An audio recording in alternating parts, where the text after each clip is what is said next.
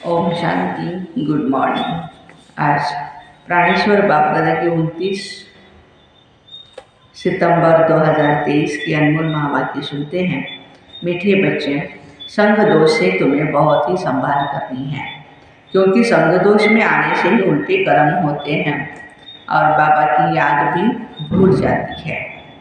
प्रश्न है, किस फजीलत के आधार पर तो बच्चे अपनी अवस्था को आगे बढ़ा सकते हो? उत्तर, अगर कभी कोई भूल हो जाती है ना, तो बाबा से क्षमा मांगने की फजीलत माना मैनर्स होने चाहिए। बाबा को कहना है, बाबा आई एम सॉरी। इसमें ज़रा भी देह अभिमान नहीं आए, इससे अवस्था आगे बढ़ती रहेगी। चढ़ती कला का आधार है बाबा से सच्ची दिल।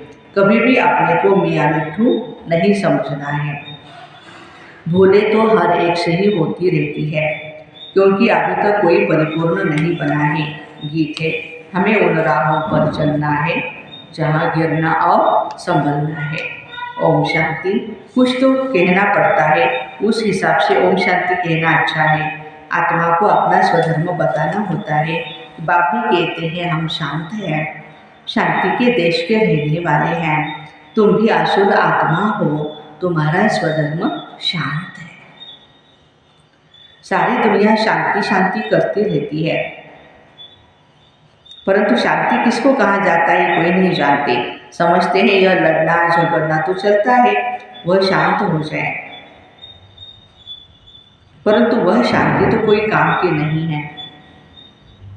घर में स्त्री पुरुष होते हैं, कोई तो बहुत ही झगड़ते हैं, कोई बिल्कुल ही झगड़ते नहीं। आज बाबा गृहस्थियों के पास देख रहे हैं क्या कर रहे हैं घर में, कोई झगड़ते कोई नहीं झगड़ते। वह कोई शांति हुई क्या? शांति और चीज़ है। शांति तो आत्मा का स्वधर्म है, वैसे ही बाबा का भी स्वधर्म शांत है। आत्माओं का बाप कौन है? परमपिता परमात्मा। उनका धर्म क्या है? उनका ही धर्म है शांति। परमपिता परमात्मा शांत देश में रहने वाला है, हम भी शांत देश में रहने वाले हैं। कोई भी आए तो बोलो तुम्हारा स्वधर्म शांति है ना। तुम असुर वहां के रहने वाले हो, यहाँ आए हो पार्ट बजाने के लिए। शरीर द्वारा तो पार्ट बजाना ही है। शांति के लिए वास्तव में जंगल आदि में जाने की दरकार नहीं है। आत्मा को अपने स्वधर्म का पता है। आत्मा थक जाती है तो रात को अशरीरी हो शांत हो जाती है। रात को कितना सन्नाटा रहता है, सुबह होने से आवाज शुरू हो जाता है। वह हुई हद की रात और दिन। अभी तो है बेहद का दिन और रात। आत्मा 84 जन्मों का पाठ बजा करके थक जाती है, इसलिए कहते हैं अब वापस शांति धाम जाना है।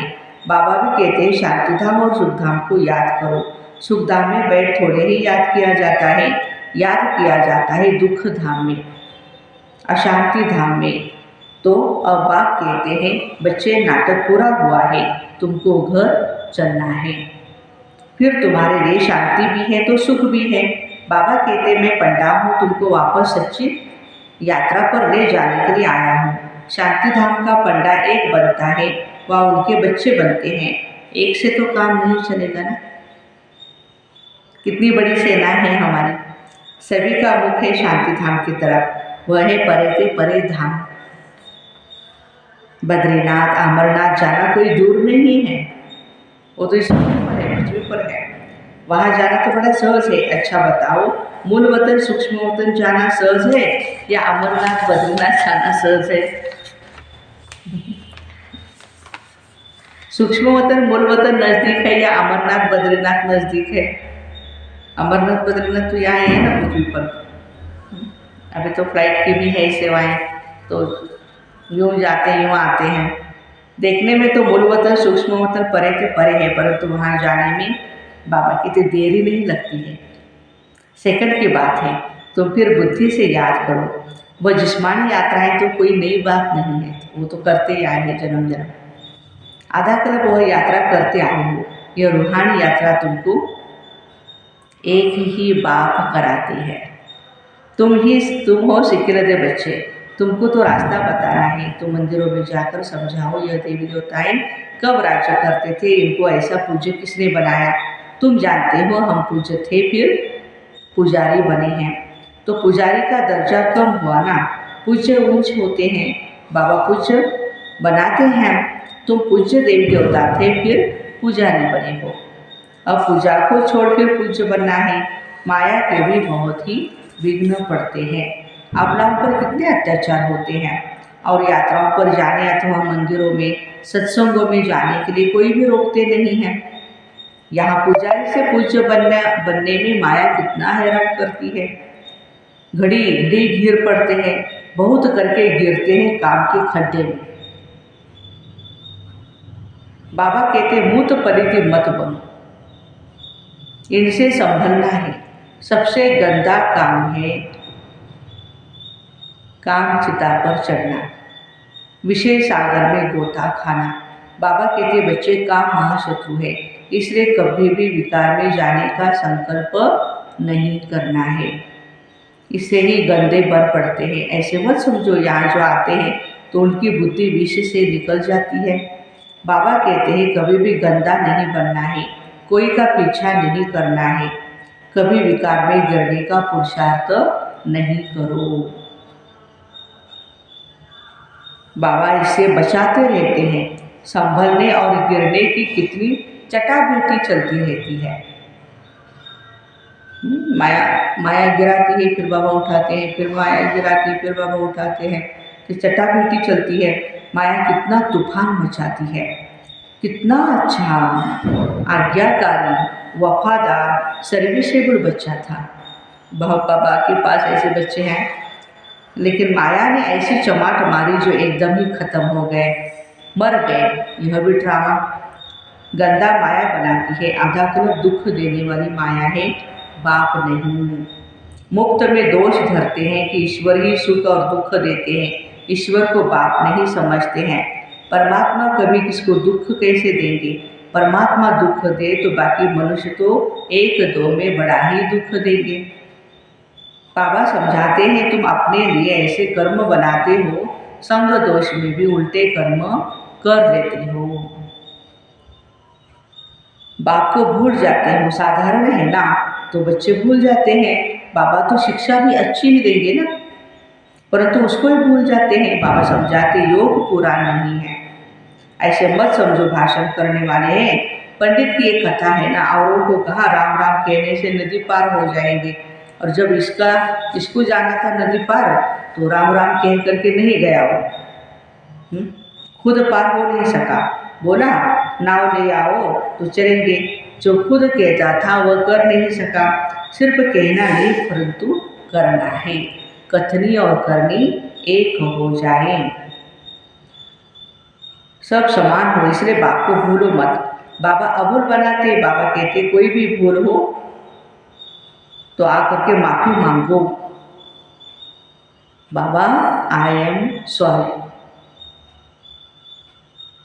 समझो शिव बाबा कहते हैं यह तुम्हारी भूल है।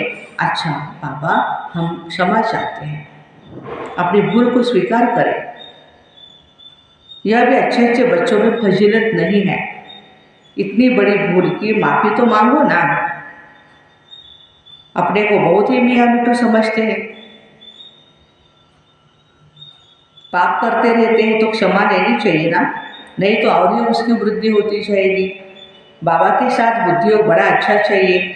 भल भाषण तो बहुत अच्छा अच्छा करते हैं, परंतु संपूर्ण तो कोई बना नहीं है। अंत तक गिरते संभलते रहेंगे। कहते हैं बाबा हमसे यह भूल हो गई, आप क्षमा करना, रहम दिल क्षमा करो। भक्ति मार्ग में सारा दिन क्षमा क्षमा क्षमा करते रहते हैं। बाबा को कहते क्षमा करो, धर्मराज द्वारा फिर दंड नहीं दिलाना, इसलिए खबरदारी बहुत चाहिए। ऐसे मत समझो हम 16 कला संपूर्ण बन गए, नहीं। बहुत बच्चे लिखते हैं बाबा अशुद्ध अशुद्ध स्वप्न बहुत आते हैं, बाबा की याद नहीं ठहरती है, मियाँ मिट्ठू नहीं बनना है। अंत में 16 कला संपूर्ण बनेंगे। अभी तो ग्रहण लगा हुआ है ना बच्चे, तुम्हारी वह अवस्था आनी है। यहाँ बैठे बैठते उड़ते रहेंगे वतन में, आत्मा को खींच होती है क्योंकि कल्प कल्प की थकी हुई है, तो आतुर वेला होती है, अमृत वेला नहीं, आतुर वेला बाबा कह रहे हैं, माना जल्दी जल्दी जाओ। परंतु बच्चे लायक भी तो बनो ना। कोई तो यहाँ ही घूमने फिरने जेवर पहनने आदि में बहुत खुश हो जाते हैं, फिर बहुत ही दुखी होते हैं, तो कहते हैं नाहक बाबा को छोड़ा। अच्छा, फिर हिम्मत करो, बाबा का बनो, कुछ तो सीखो। अपकार करने वालों पर भी उपकार करना है, परंतु ऐसे भी नहीं आवही माता खराब कर दे। माया गिराती है और बाबा उठाते हैं। मंजिल है ऊंची और यह है सारी बुद्धियों की यात्रा।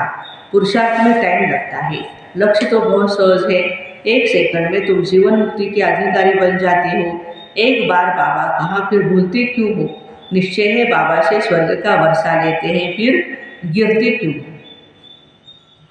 याद कर संभलते क्यों नहीं हो? अच्छे अच्छे बच्चे भी भूल जाते हैं और फिर आवड़ी डी सर्विस करने लगते हैं। सर्विस भी गुप्त है तो डी सर्विस भी गुप्त है।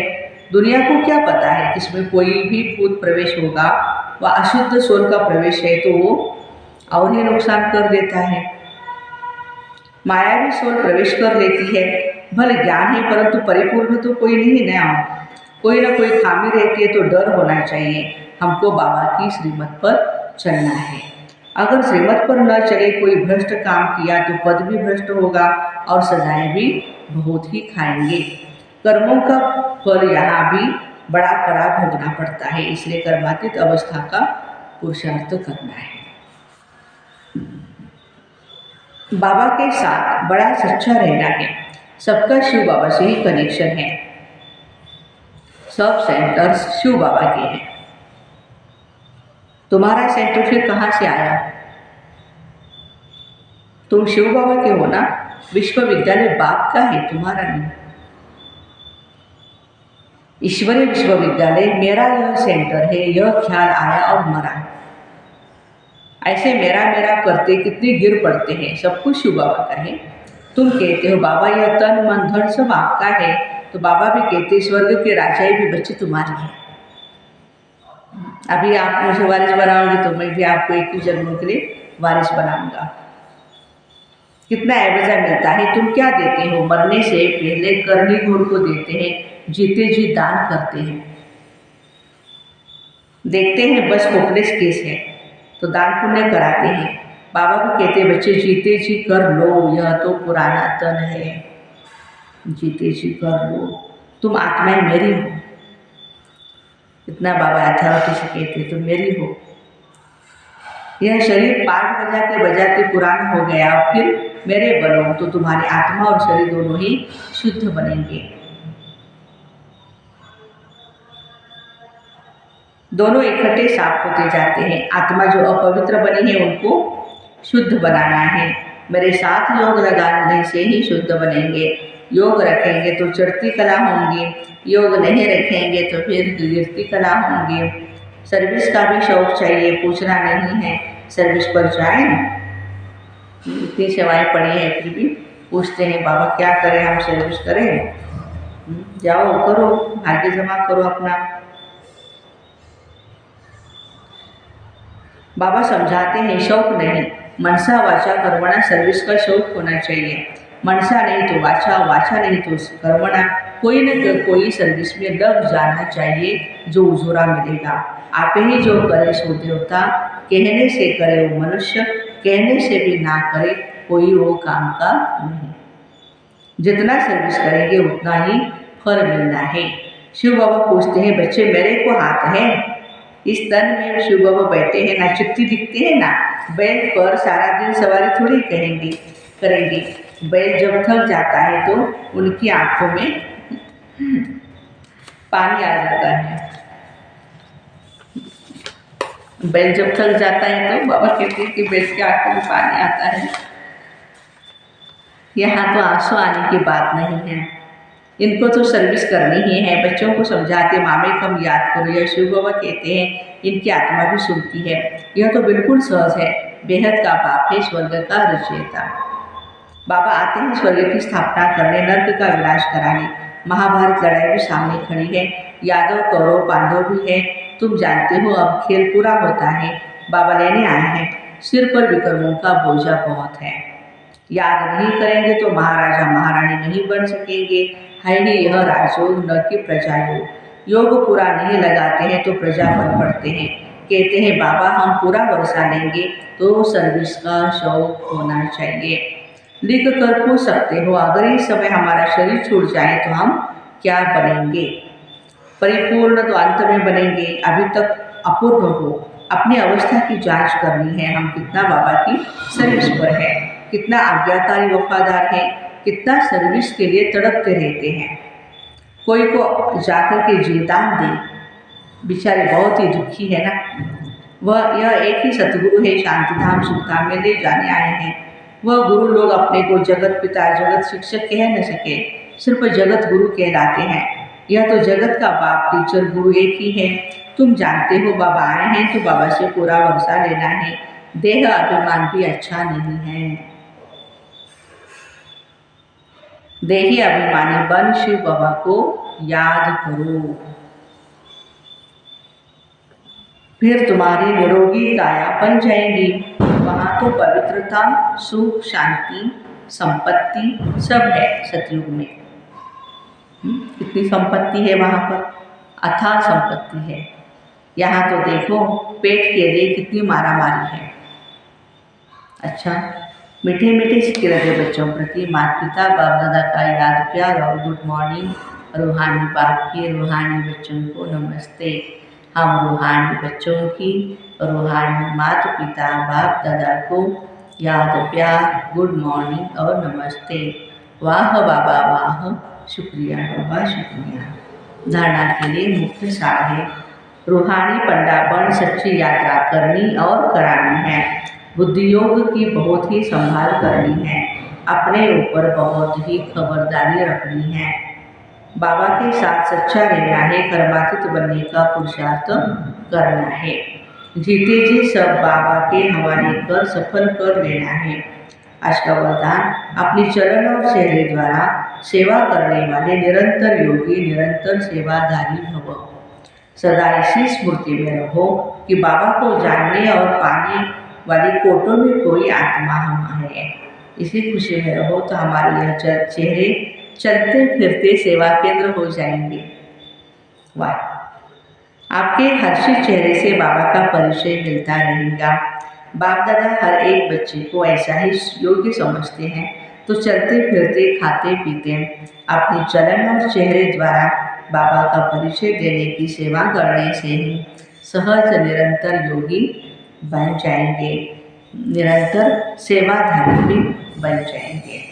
आज का स्लोगन है, जो अंगद समान अचल अड़ोल एकरस रहते हैं उन्हें माया दुश्मन हिला नहीं सकती। जो अंगद समान सदा अचल अड़ोल एकरस रहते हैं उन्हें माया दुश्मन हिला नहीं सकती। तो ऐसे अपने चरण और चेहरे द्वारा सेवा करने वाले निरंतर योगी निरंतर सेवाधारी भाई बहनों को ओम शांति। Have a nice day.